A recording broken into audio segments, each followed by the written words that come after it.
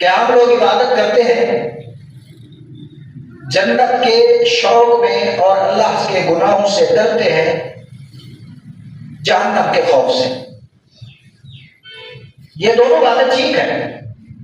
जन्नत के शौक में इबादत करनी चाहिए इंसान को, जहन्नम से डरना चाहिए, इसकी मैं नफी नहीं कर रहा। लेकिन जो अल्लाह वाले होते हैं उनका मकाम इससे कहीं बुलंद होता है।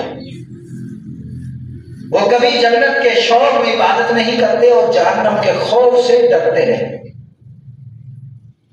वो इबादत भी अल्लाह की मोहब्बत में करते हैं और गुनाहों से भी अल्लाह की मोहब्बत में बचते हैं। इसलिए किसी ने देखा राबिया बसरिया बहुत बड़ी आबिदा थी, बहुत बड़ी आबिदा थी, और इंसान को मकाम भी कभी किसी छोटे अमल की वजह से भी मिल जाता है। अल्लाह जब नवाजने पे आए तो छोटी छोटी बात पे भी नवाज देता है। राबिया बसरिया जब पैदा होने लगी ना, उसका भी एक अजीब वाकया है। रात को इनकी पैदाइश का वक्त हुआ, घर में दिया जलाने के लिए तेल नहीं था। मां ने बड़ी बच्ची को भेजा कि अपने वाले से कहो किसी हमसाये के पास चला जाए और उनसे तेल मांग के आए या कहीं से खरीद के आए। जब बच्ची आई ना अपने अब्बा जान के पास, अम्मा तो दर्द से है, घर में तेल भी नहीं है, अंधेरा है, आप यह तेल लेके आए या किसी से मांग के आए?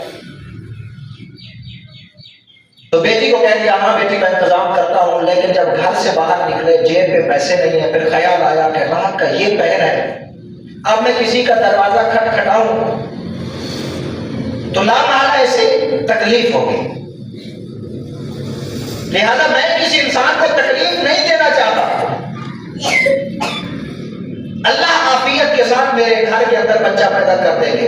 एक दफा गए, ठहर ठहर के वापस आ गए, बेटी आ गई, अब तेल ले आयो का नहीं। दोबारा आई कि मांग के आए किसी से, फिर गए, फिर वापस आ गए। तीसरी मर्तबा जब गए हैं और वापस आए हैं तो घर के अंदर बच्ची पैदा हो चुकी थी। 3 बेटियां पहले थी, ये चौथे नंबर पे पैदा हुई, इस वजह से इसका नाम रख दिया गया राबिया, मतलब चौथे नंबर पे आने वाली। उनका ये जो अमल था कि रात के इस वक्त उन्होंने ये गवारा नहीं किया कि मेरी वजह से किसी अल्लाह के बंदे की नींद के अंदर खलल आए और परेशानी आए। इसकी वजह से अल्लाह ने उनकी बेटी को ये मकाम अता कर दिया कि आज भी हम मोहब्बत से उनका नाम ले रहे हैं। अल्लाह ने उनको अपनी मारिफत का नूर अता कर दिया। तो यही राबिया है। एक मर्तबा किसी ने देखा कि एक हाथ में पानी लिया हुआ है और एक हाथ में आग ली हुई है और जा रही है। किसी ने कहा कहां जा रही हो? तो कहने लगी कि मैं जन्नत को आग लगाने जा रही हूं और जहन्नम को बुझाने जा रही हूं। ना तो इनके पास में जन्नत को आग लगाना था और ना जहन्नम को बुझाना था। बसा औकात किसी को समझाने के लिए इंसान एक शक्ल इख्तियार करता है, तो उन्होंने समझाने के लिए यह शक्ल इख्तियार की हुई थी। कहने वाले ने पूछा कि किस लिए? तो फरमाने लगी इसलिए कि इंसान जन्नत के शौक में इबादत करते हैं, जहन्नम के खौफ से, गुनाहों से बचते हैं। मैं चाहती हूं ये दोनों मिट जाए, इबादत हो तो भी अल्लाह की याद और मोहब्बत में हो, जहन्नम से गुनाहों से बचना हो तो भी अल्लाह की मोहब्बत में हो। अल्लाह वालों का मकाम जरा ऊपर होता है। इसलिए कुरान भी कहता है वकूनू मअ सादिकीन, सच्चे लोगों के साथ हो जाओ। जब इनके साथ उठना बैठना रखोगे, मेल जोड़ रखोगे, तो तुम्हारे दिल के अंदर तकवा खुद ब खुद पैदा हो जाएगा, खौफ इलाही की नेमत आ जाएगी। और आज हम हर वक्त एक चीज का शिकवा करते हैं कि कोई इंसान इस कायनात में ऐसा नहीं है कि जिसे कोई ना कोई परेशानी ना हो। किसी को घरेलू मुश्किलात हैं, किसी को माली मुश्किलात हैं, मुख्तलिफ परेशानियों का सामना है, कोई बीमारी में मुब्तला है।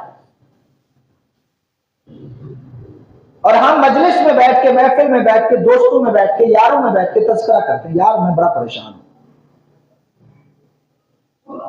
इसका इलाज भी अल्लाह ने हमें बता दिया है,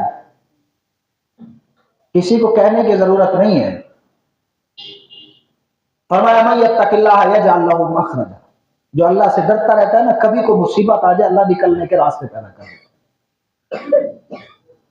वो ऐसे उस मुसीबत से निकल आता है जिस तरह आटे में से बाल को निकाल दिया जाए। बनी इसराइल के अंदर एक बहुत बड़े अल्लाह वाले गुजरे हैं जिसका नाम था जुरैज, बहुत बड़े आबिद थे, हत्ता कि वो अपनी इबादत खाने में सुबह से लेकर शाम तक, शाम से लेकर सुबह तक अल्लाह की इबादत में लगे रहते थे, लोगों को दीन की दावत देने में लगे रहते थे, बाहर का उनको पता भी नहीं था, लोग उनसे आते दीन सीख के चले जाते। लेकिन यह भी याद रखना, उनकी शरीयत में इस तरह अंदाज अपनाना जायज था, हुजूर की शरीयत में जायज नहीं है कि इंसान अपने आप को बिल्कुल बंद करके किसी से ताल्लुक नाता सब तोड़ दे, यह जायज नहीं। अल्लाह के नबी की शरीयत में है कि बाजार में भी जाओ